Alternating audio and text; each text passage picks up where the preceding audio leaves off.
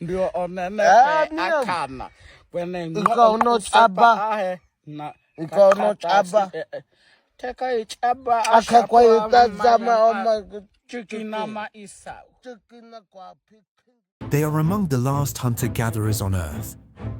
The Hadza people of northern Tanzania live much as their ancestors did thousands of years ago. A fragile thread connecting us to humanity's earliest ways of life. But in the age of YouTube, Instagram and TikTok, the Hadza have become something else: content, clicks, currency. Something to be filmed, packaged, and fed to the algorithm. Influencers travel thousands of miles to film their primitive lifestyle. They upload staged hunts that would never happen.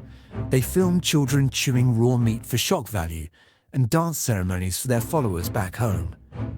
And in return, they get millions of views, sponsorship deals, and viral fame. The Hadza, they get nothing. Or worse, they lose themselves. What is my name? My name is Chaba. Nice to meet you, Chaba.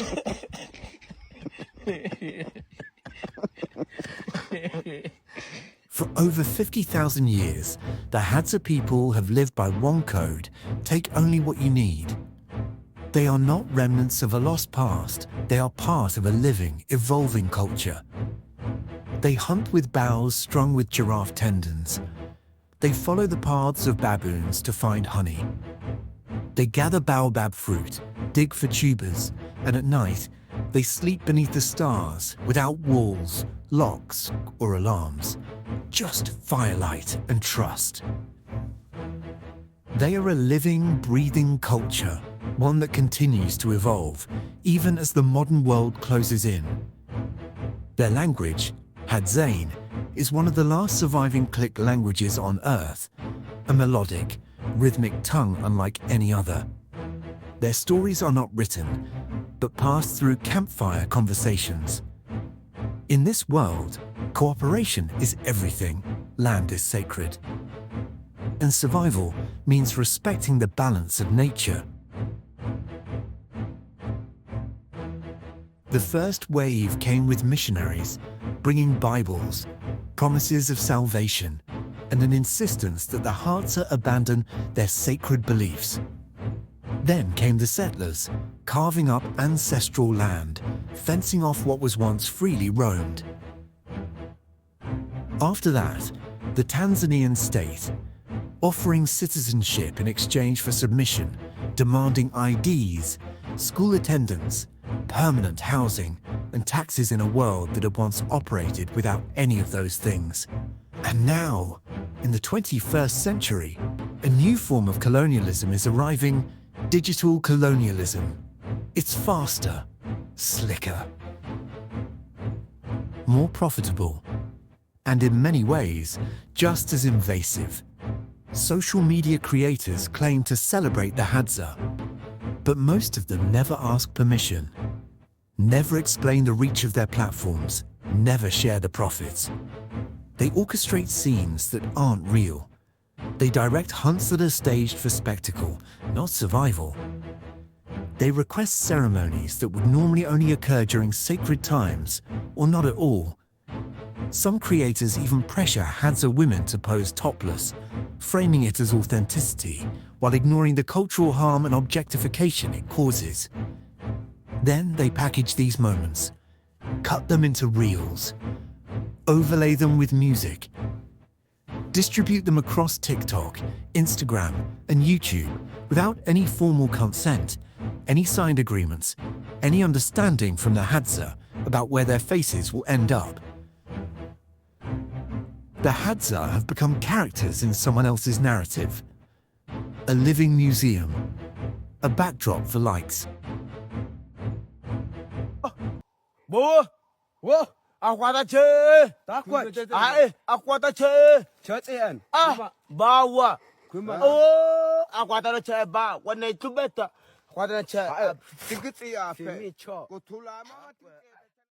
When you commercialize a culture, something breaks.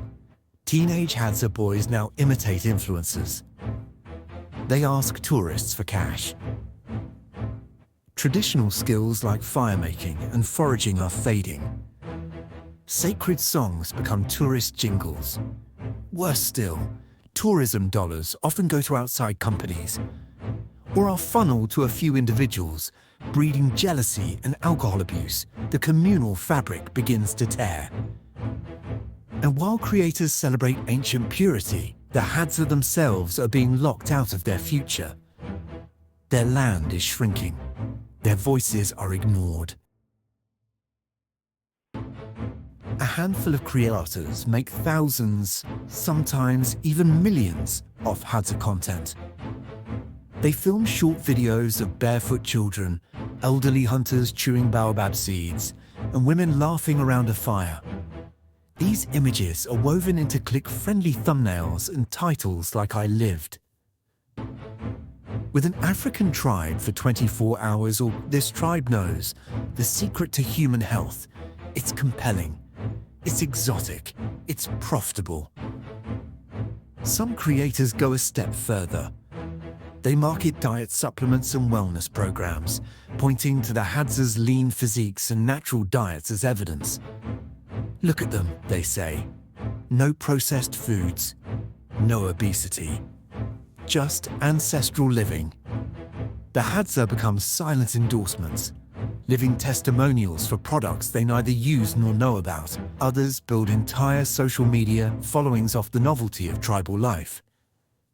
They film themselves eating wild honey, dancing during rituals, or sitting awkwardly by the fire, presented not as guests, but as explorers uncovering a lost world. The tone is often patronizing, even if unintentionally. The creators rarely show the full story, that the Hadza now struggle with land loss, face increasing food insecurity, and rely more and more on visitors for basic income. Yet for all the attention, nearly every dollar goes elsewhere. To YouTube monetization accounts in Los Angeles, to Instagram shops in Europe, to tourism middlemen in Arusha. The Hadza, the faces in the videos, the subjects of the stories, remain poor. Still without clean water in some camps, still vulnerable to land grabs, still forgotten once the camera stops rolling.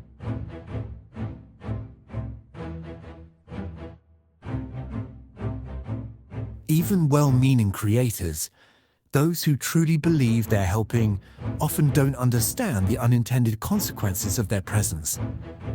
They might bring food, clothes, or small payments, thinking it's enough. But they don't see the long-term disruptions, the shifting cultural norms, the growing dependence on outside aid, the silent fractures forming within the community. And worse, some creators do understand. But they film anyway. Because the algorithm rewards speed, not ethics. Because truth doesn't always go viral, but spectacle does.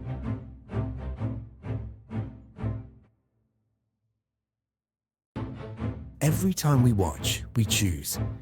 We can consume stories or honor them. We can feed the algorithm or fight for equity. The Hadza do not need our sympathy. They need space, respect, and the right to speak for themselves. The question is not what we see in them, it's what we're willing to change in us.